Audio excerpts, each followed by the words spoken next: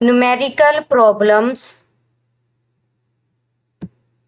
Numerical problem 5.1. A force of 20 Newton acting at an angle of 60 degree to the horizontal is used to pull a box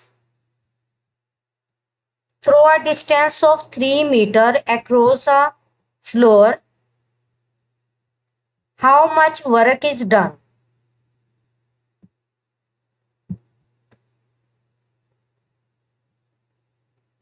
numerical problem 5.1 में given है कि अगर एक box पे 20 Newton की force लगाई जाए और इसे 3 मीटर के डिस्टेंस तक पुल किया जाए और यहाँ पे फोर्स जो एक्स एक्सिस के लॉन्ग एंगल बनाएगी वो है 60 डिग्री का। तो यहाँ पे हमने वर्क डन कैलकुलेट करना है, यानी अगर एक बॉक्स को 3 मीटर के डिस्टेंस तक पुल करने के लिए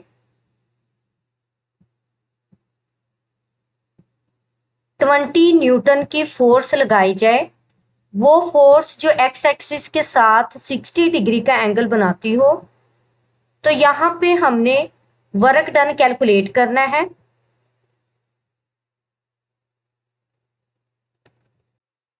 फर्स्ट ऑफ ऑल यहाँ पे हम गिवन डाटा को राइट करेंगे। गिवन डाटा में हमारे पास फोर्स गिवन है जिसको हम एफ से डिनोट करेंगे और ये इक्वल है 20 न्यूटन के। सेकंड में हमारे पास एंगल गिवन है विद एक्स एक्सिस जो कि इक्वल है 60 डिग्री के और हम इसे थीटा से डिनोट करेंगे और ये इक्वल है 60 डिग्री के। लास्ट में हमारे पास डिस्टेंस है, इसको हम डी से डिनोट करेंगे और ये इक्वल है 3 मीटर के।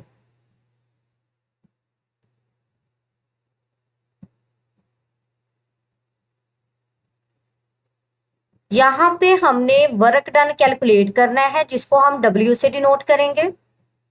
Now solution.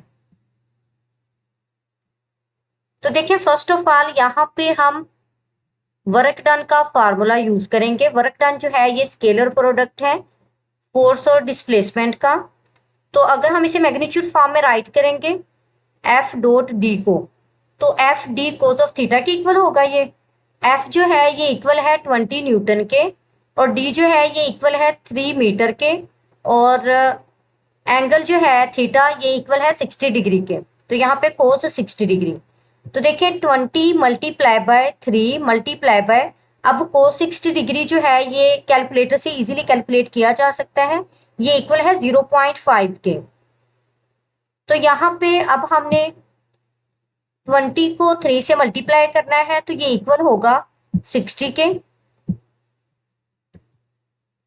और 60 को जब हम मल्टीप्लाई करेंगे 0.5 से तो ये इक्वल होगा 30 के। तो देखिए यहाँ पे हमारे पास जो वर्क डन फाइंड आउट हुआ है ये इक्वल है 30 जाउल के। वर्क डन का जो ऐसा यूनिट है वो बेसिकली जाउल है। तो देखिए यहाँ पे 30 जाउल का वर्क डन होगा बॉक्स पे।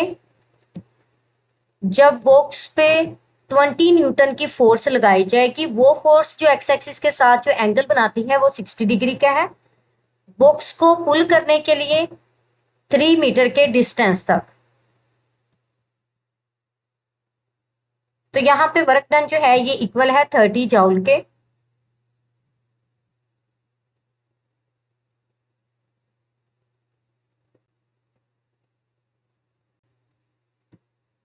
Numerical problem 5.2। A body moves a distance of 5 meters in a straight line under the action of a force of 8 newtons,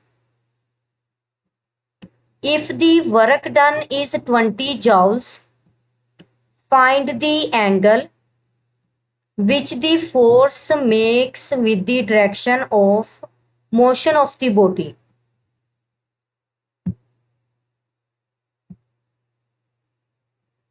numerical problem 5.2 में गिवन है कि अगर एक बॉडी पे 8 न्यूटन्स की फोर्स अप्लाई की जाए और बॉडी जो है वो 5 मीटर का डिस्टेंस कवर करे, अगर यहाँ पे वर्क डन जो है वो इक्वल होगा 20 जाउल के, तो हमने angle of force find out करना है, यानी वो एंगल फाइंड आउट करना है जो फोर्स बॉडी की मोशन की डायरेक्शन के साथ बनाती है।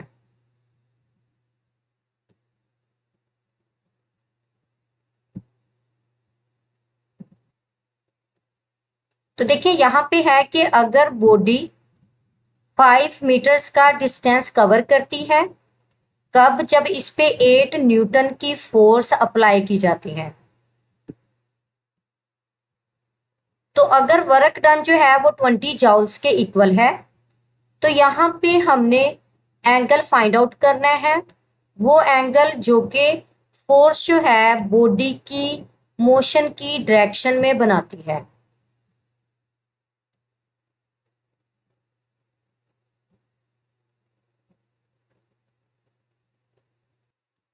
तो फर्स्ट ऑफ ऑल यहाँ पे हम गिवन डाटा राइट करेंगे।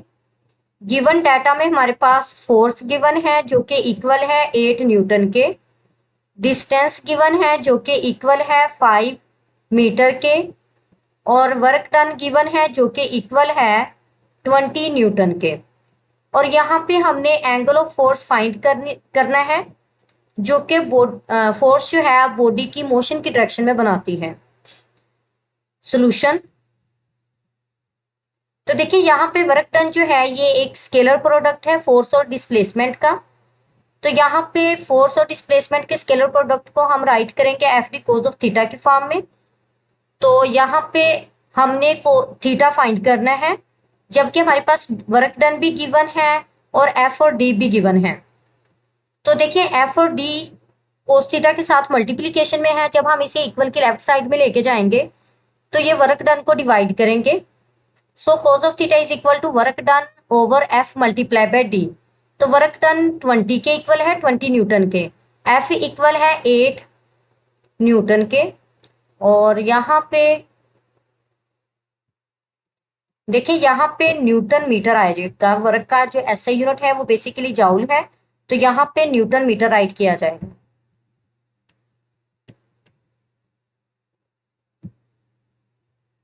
ये न्यूटन मीटर में गिवन है, न्यूटन मीटर। तो अब देखिए यहाँ पे न्यूटन मीटर होगा 20 न्यूटन मीटर ओवर 8 न्यूटन और 5 मीटर।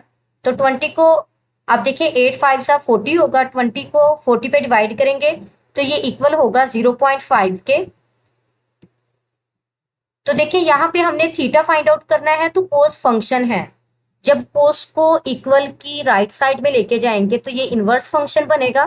तो theta is equal to cos inverse of 0.5।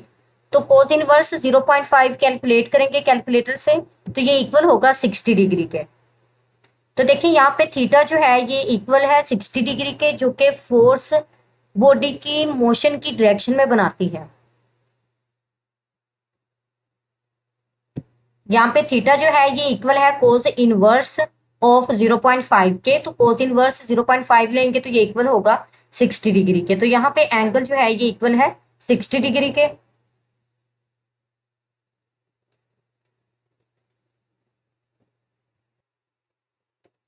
Numerical problem 5.3। An engine raises 100 kilogram of water through a height of 80 meter in 25 seconds. What is the power of the engine? Numerical problem 5.3 में given है कि एक engine 100 kilogram water को 80 metre की height तक rise करता है 25 seconds में। तो यहां पे हमने इंजन की पावर कैलकुलेट करनी है, यानी अगर एक engine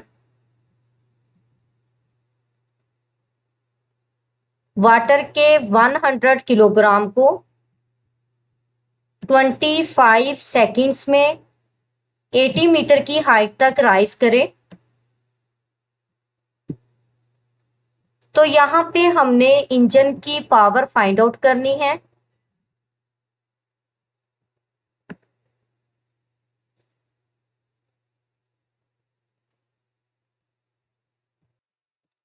first of all given data right करेंगे। तो गिवन डाटा में हमारे पास गिवन है मैस ऑफ वाटर जो कि इक्वल है 100 किलोग्राम के, इसको हम एम से डिनोट करेंगे। नेक्स्ट हमारे पास है हाइट, हाइट जो है ये इक्वल है 80 मीटर के।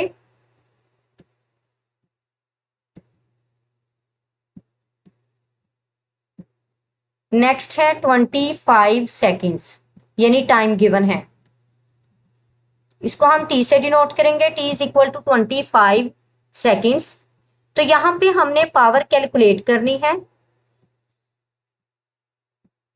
सॉल्यूशन, अब देखिए यहां पे पावर जो है ये रेट ऑफ डूइंग वर्क के इक्वल है। अब देखिए यहां पे हमारे पास जो वर्क डन है वो गिवन नहीं है, जबकि टाइम हमारे पास गिवन है, इक्वल है 25 सेकेंड्स के। तो देखिए वर्क डन के लिए हमारे पास यहाँ पे यानी वर्क डन जो है ये इक्वल होगा पोटेंशियल एनर्जी के, यानी वाटर को राइज किया गया है 80 मीटर की हाइट तक। तो यहाँ पे फिर हम ड्यू टू हाइट जो है वो पोटेंशियल एनर्जी लेंगे। तो वर्क डन जो है ये इक्वल है पोटेंशियल एनर्जी के, और पोटेंशियल एनर्जी जो है ये इक्वल है mgh के। तो यहाँ पे m means mass, g means gravitational acceleration और h मीन्स हाइट। तो यहाँ पे वैल्यूज पुट करेंगे। मैस जो है ये इक्वल है 100 किलोग्राम के, g जो है ये इक्वल है ग्रेविटेशनल एक्सेलरेशन यानी 10 मीटर पर सेकेंड स्क्वायर के, और हाइट जो है ये इक्वल है 80 मीटर के, और टाइम जो है ये इक्वल है 25 सेकेंड्स के। तो यहाँ पे 100 को 10 से मल्टीप्लाई करेंगे तो ये 1000 के इक्वल होगा। 1000 को 80 से मल्टीप्लाई करेंगे तो ये इक्वल होगा 80,000 के। 80,000 को अब हमने डिवाइड करना है 25 पे। 25 पे जब हम डिवाइड करेंगे 80,000 को, तो कैलकुलेटर से कैलकुलेट करने से हमारे पास जो वैल्यू बनेगी ये इक्वल है 3200 के इक्वल, और यहाँ पे पावर जो है ये इक्वल है 3200 वाट के। तो देखिए यहाँ पे हमारे पास जो वैल्यूज हमने यूज की हैं वो सारी की सारी ऐसे यूनिट में है, तो यहाँ पे पावर भी ऐसे यूनिट में ही कैलकुलेट होगी। तो पावर जो है ये इक्वल है 3200 वाट के, यानी अगर एक इंजन वाटर के 100 किलोग्राम को 80 मीटर की हाइट तक राइज करता है 25 सेकेंड्स में, तो जो इंजन की पावर है ये इक्वल होगी 3200 वाट के।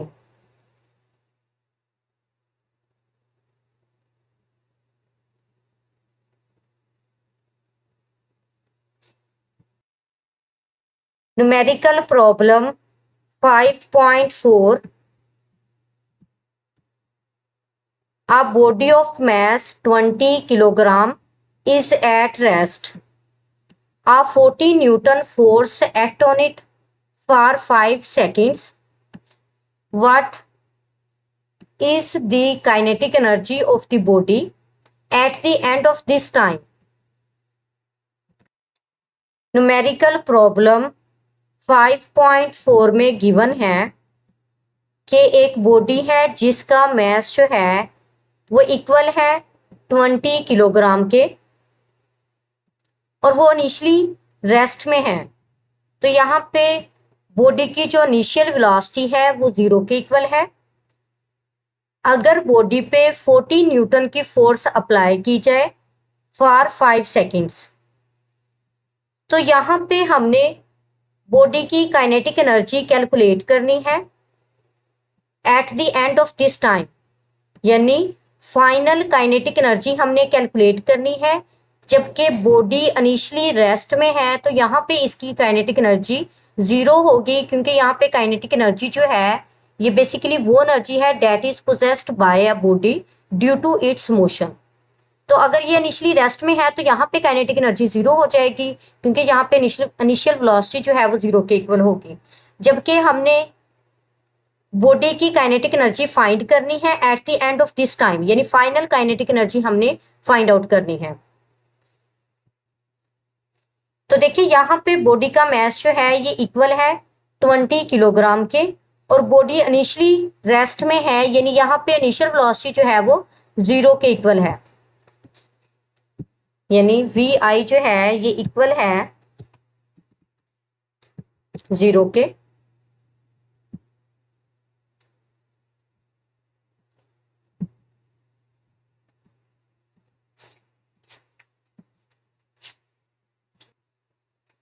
अगर बॉडी पे 40 न्यूटन की फोर्स अप्लाई की जाए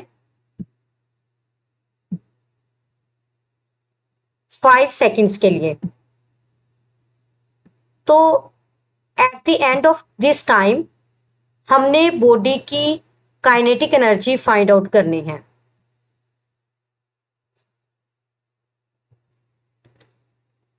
फर्स्ट ऑफ ऑल हम गिवन डाटा को राइट करेंगे। गिवन डाटा में हमारे पास मास गिवन है बॉडी का जो कि इक्वल है 20 किलोग्राम के। इसको हम m से डिनोट करेंगे। ये इक्वल है 20 किलोग्राम के और इनिशियली तौर पे बॉडी रेस्ट में है, तो यहाँ पे इसकी इनिशियल वेलोसिटी जो होगी वो 0 के इक्वल होगी। सो वी आई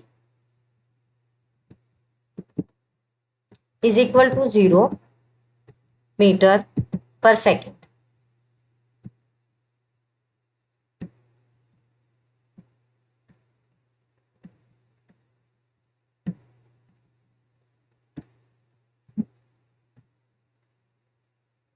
नेक्स्ट हमारे पास फोर्स गिवन है जो कि इक्वल है 40 न्यूटन के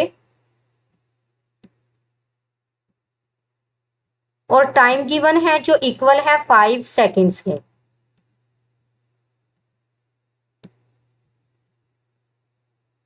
और यहाँ पे हमने at the end kinetic energy calculate करनी है। अब देखिए इनिशियली तौर पे बॉडी रेस्ट में है, यानी इनिशियली अगर रेस्ट में है तो यहाँ पे काइनेटिक एनर्जी 0 होगी। तो हमने final kinetic energy find out करनी है, उसके लिए हमें फाइनल वेलोसिटी भी फाइंड आउट करना पड़ेगी।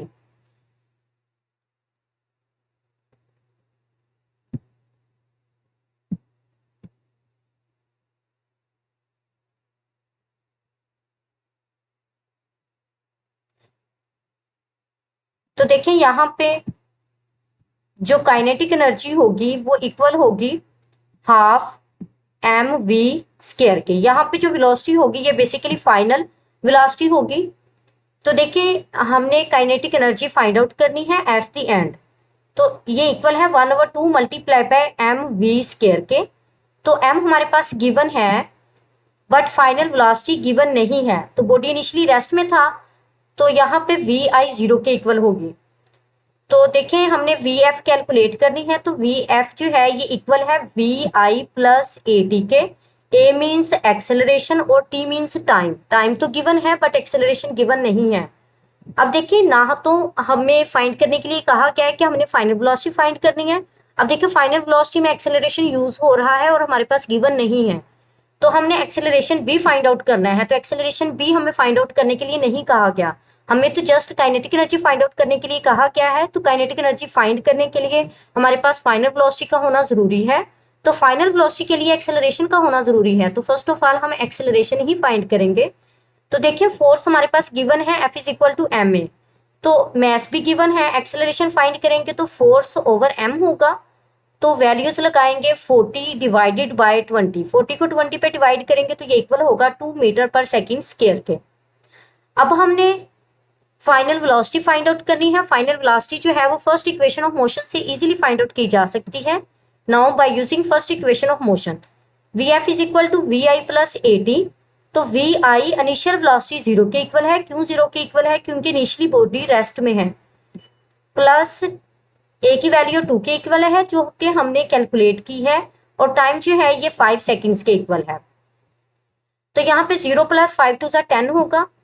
तो यहाँ पे फाइनल वेलोसिटी जो है ये इक्वल है 10 मीटर पर सेकेंड के। तो अब हम काइनेटिक एनर्जी का फार्मूला यूज करेंगे, half M V square. Now putting values, M जो है ये इक्वल है 20 किलोग्राम के, और वी जो है ये इक्वल है 10 के। तो यहाँ पे 10 का स्क्वायर आएगा। तो जब हम इसे सॉल्व करेंगे तो देखिए यहाँ पे 20 को जब 2 पे डिवाइड करेंगे तो ये इक्वल होगा 10 के। 10 मल्टीप्लाई बाय, अब 10 का स्क्वायर है तो 10 को 2 टाइम्स मल्टीप्लाई करना है। तो 10 को 2 टाइम्स मल्टीप्लाई करेंगे तो ये इक्वल होगा 100 के। तो 100 को 10 से मल्टीप्लाई करेंगे तो बेसिकली ये इक्वल होगा 1000 के। तो देखिए यहाँ पे काइनेटिक एनर्जी जो है ये इक्वल है 1000 जूल के।